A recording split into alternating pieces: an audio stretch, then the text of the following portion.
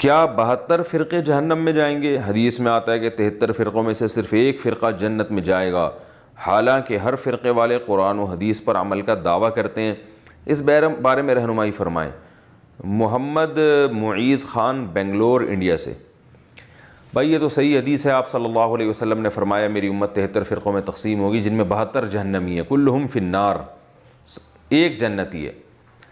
آپ نے جو یہ سوال پوچھا کہ ہر ایک دعویٰ کرتا ہے ہم قرآن و حدیث پر عمل کرتے ہیں، تو دیکھیں اس کا جواب حدیث میں موجود ہے۔ آپ صلی اللہ علیہ وسلم نے فرمایا کہ وہ جنتی وہ ہے ما انا علیہ و اصحابی، جس پر میں اور میرے صحابہ ہیں، جو میرے اور صحابہ کے راستے پر چلے گا وہ جنتی ہے۔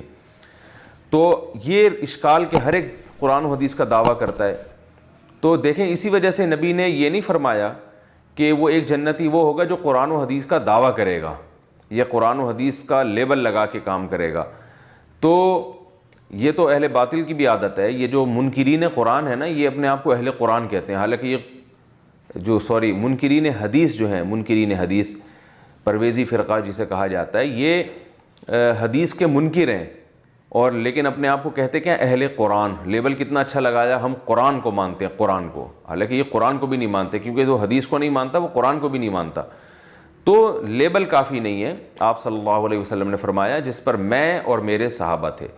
تو کسی کو شیخ یہ ان کا بھائی کا سوال ہے کہ ہر کوئی یہی کہتا ہے کہ جنت میں ایک فرقہ جائے گا، ایک فرقہ جائے گا، اور وہ ہر کوئی کہتا ہے کہ ہم جائیں گے، ہم جائیں گے۔ بھائی پوچھنا چاہتے ہیں صحیح کیا ہے؟ یعنی جنتی فرقہ حقیقت میں کون سا فرقہ ہے اور اس کی علامت کیا ہے؟ علامتیں کیا ہے؟ دیکھیے الحمدللہ الحمدللہ الحمدللہ، جتنا بھی ہم اللہ کی تعریف کریں اتنا کم ہے۔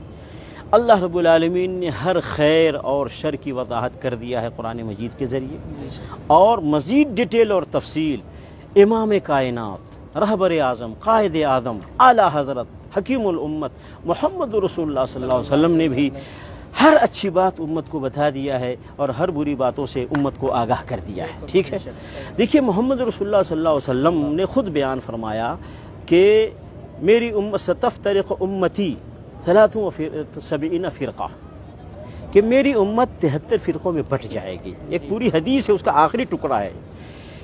تو کلھا فی النار الا واحدہ،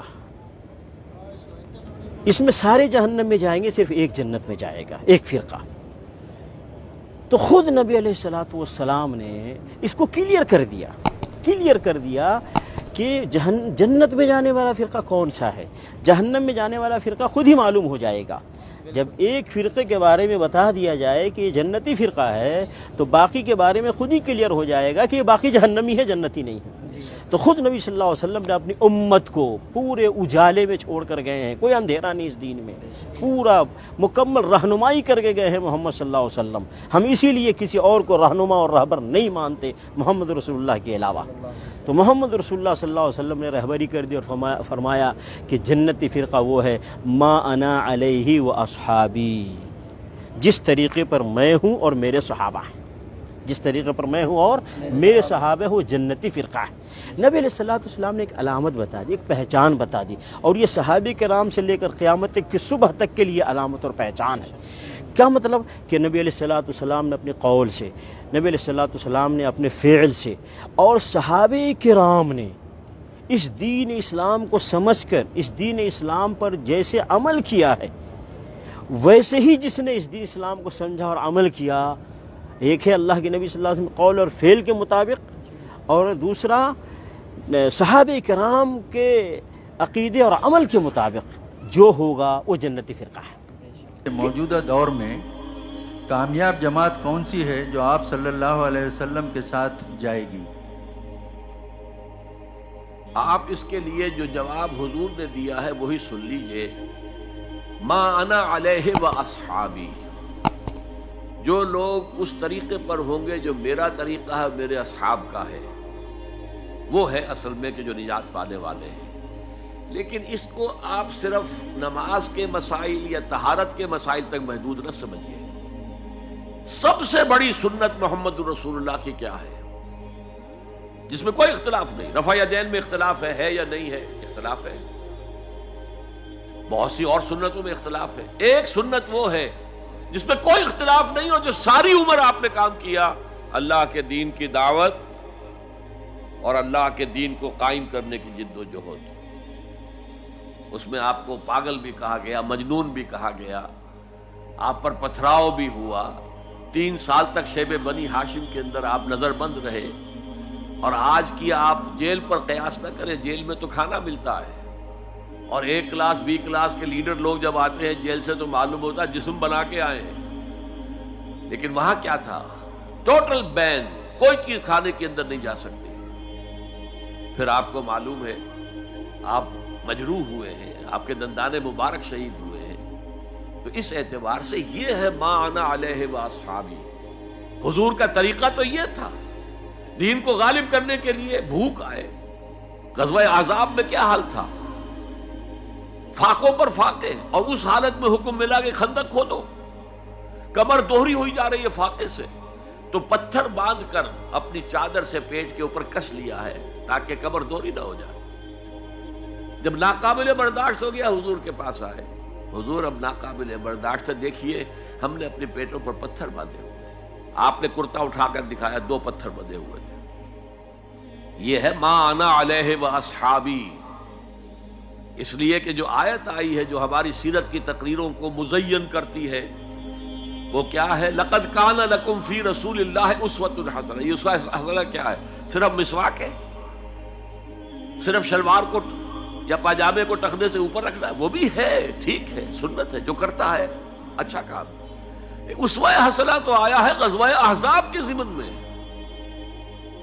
وہ آیت آئی کہاں ہے؟ غزوہ احزاب کے ضمن میں آئی. تو یہ اسوہ حسنہ جو ہے، جو لوگ اس کو اختیار کریں گے وہ ہوں گے جو حضور کے ساتھ جنت میں جائیں گے. حدیث سے صحیح کے مطابق 73 فرقوں میں سے ایک فرقہ جو ناجی فرقہ ہے، اور آپ کا موقف سن کے یہ لگتا ہے کہ جی سارے ہی ٹھیک ہیں، یا کم از کم یہ ہے کہ سارے جنتی ہو بھی سکتے ہیں، اور آپ کا اپنا فرقہ ہی کوئی نہیں. سبحان اللہ. مجھے بڑی خوشی ہوئی ہے شاہ جی کے کمنٹس پہ کہ انہوں نے کہا آپ کے موقف سے لگتا ہے سارے ہی ٹھیک ہیں، اور اپنے آپ ٹھنڈ پہ گئی ہے منو. اگر آپ یہ کہتے نا کہ آپ کے موقع سے لگتا ہے کہ سارے ہی غلط ہیں اور آپ ٹھیک ہیں تو منو وٹ چڑھ جانا سیدھے. شکر ہے سوال صحیح کیتا ہے تسی واقعی کہ میرا کہیں موقف نہیں کہ سارے ہی غلط ہیں 100%. میں ساروں کو ہی غلط بھی مانتا ہوں، ساروں کو صحیح بھی مانتا ہوں کسی نہ کسی معاملے میں. اس کو سمجھیں. ہم حضرت عیسیٰ کو مانتے بھی ہیں اور نہیں بھی مانتے. کیا مانتے ہیں؟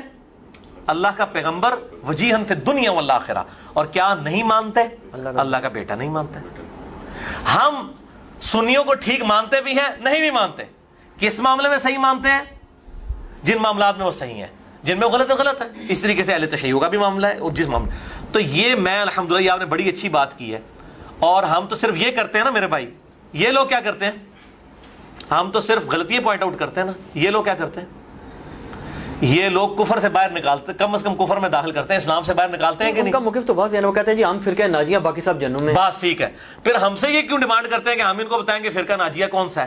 جب یہ خود سارے ایک دوسرے اپنے آپ کو ناجیہ کہہ رہے ہیں تو پہلے یہ مولوی آپس میں فیصلہ کریں نا کہ ناجیہ کون ہے. اہل سنت اگر ناجیہ ہیں تو ان میں بریلوی ہیں، دیوبندی ہیں یا اہل حدیث ہیں، اور ان کے بھی آگے آف شوٹس حنفی، شافعی، مالکی، حنبلی، بہت بڑے اختلافات ہیں. ویسے تو کہتے ہیں فروئی ہے. یہ فروئی اختلاف ہے کہ جو فاتحہ نہیں پڑھتا اس کی نماز نہیں ہے، اور دوسرا کہتا ہے جو فاتحہ پڑھے اس کے منہ میں انگارہ رکھ دو. یہ فروئی اختلاف ہوتا ہے. بہت بڑے بڑے اختلافات ہیں، جھوٹ بولتے ہیں، فروئی اختلافات ہیں. تو مولویوں تسی پہلے آپ فیصلہ کرو کہ کیڑا صحیح ہے کیڑا غلط ہے، سانو بعد اس لے کے آئیو تسی آپ. ہم کس کو سمجھتے ہیں؟ ہم یہ کہتے ہیں میرے بھائیوں، ہم اسی گروہ کو صحیح سمجھتے ہیں. بخاری اور مسلم کی حدیث ہے ایک گروہ قیامت تک حق پہ قائم رہے گا. وہ گروہ سب سے پہلے تو صحابہ تھے نا، ان سے سٹارٹ ہوا ہے نا. صحابہ اگر بریلوی، دیوبندی، اہل حدیث، شیعہ تھے تو ہم وہ ہیں. اگر وہ سمپل مسلمان تھے تو ہم مسلمان ہیں. اب اختلافات جب پیدا ہوئے ہیں، ہم کتاب و سنت اجماع کو حجت مانتے ہیں. اگر آپ ایک مین سٹریم کی بات کریں تو میں یعنی اہل سنت کی جو فکر اور منہج ہے نا جی اس کو صحیح سمجھتا ہوں. ادھر منہج تھوڑا سا ایکسپلین کر دیں. بار بار یہ بات کرتے ہیں نا بھی عوام کو اس کی سمجھ نہیں آئے گی کہ اہل سنت بھی ہیں لیکن اہل سنت فرقے سے تعلق نہیں. یہ وہی ہے نا، اٹھو مت بیٹھو. یہ تھوڑا سا واضح کر دیں. واضح کس طرح کروں میں؟